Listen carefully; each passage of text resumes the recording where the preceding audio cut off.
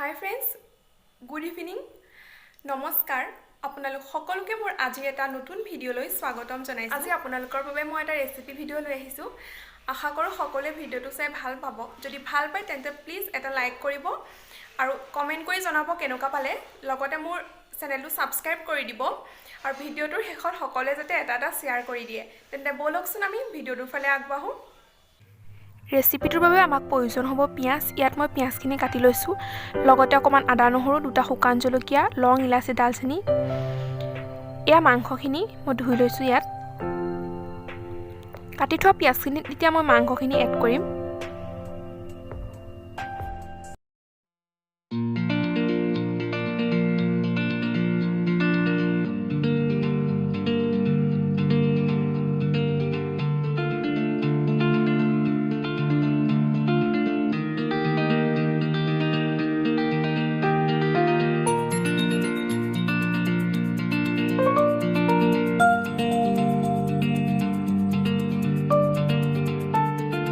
এতিয়া মাংসত মছলাসমূহ এটা এটাকৈ দি গৈছোঁ। প্ৰথমতে দিলোঁ মই মিট মছলা অকণমান, এতিয়া দিছোঁ ৰেড চিলি পাউডাৰ, লগতে দিছোঁ অকণমান কাশ্মীৰী,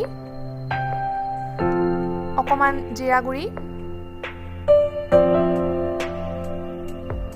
তাৰপিছত মই দিছোঁ হালধি।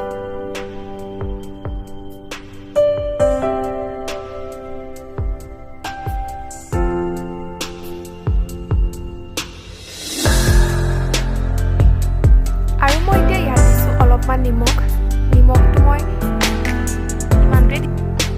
মই ইমানটোৱে দিছোঁ আৰু নিজৰ সোৱাদ। এতিয়া মই ইয়াত মিঠাতেল দি ভালকৈ এইখিনি মিক্স কৰি লওঁ। মিঠাতেলটো মই একেবাৰে দি দিছোঁ, যিহেতু মই বনাওঁতে আৰু মিঠাতেল নিদিওঁ। এতিয়া এটা দিছোঁ দুটা নহৰু। এতিয়া গোটেই মাংসখিনি এনেদৰে মই মিক্স কৰি ল'লোঁ। এতিয়া মই এটা কুকাৰ পাতি দিছোঁ, তাত দিছোঁ 2 চামুচ ঘি।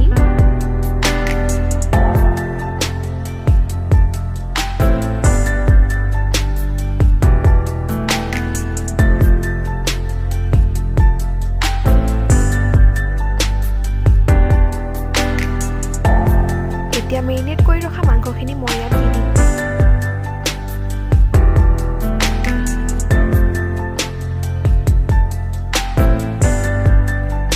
মাংসখিনি দিয়াৰ পাছত মই ইয়াক এবাৰ ভালদৰে লৰাই দিছোঁ, যাতে সকলো সমানে মিক্স হৈ যায়।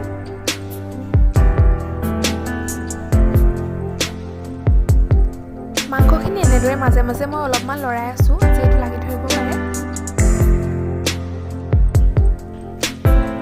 10 মিনিটমান ভজাৰ পাছত মাংসখিনি এইটো এটা কালাৰ আহিবলৈ লৈছে। ইয়াত দেখিছে আপোনালোকে মাংসখিনি তেল এৰিবলৈ আৰম্ভ কৰিছে। চ' ইয়াক ভালদৰে লৰাই মই ইয়াত আলুখিনি দি দিছোঁ। আলুখিনি দিয়াৰ পাছত মই ইয়াক 5 মিনিটমান এনেদৰে ভাজি লওঁ।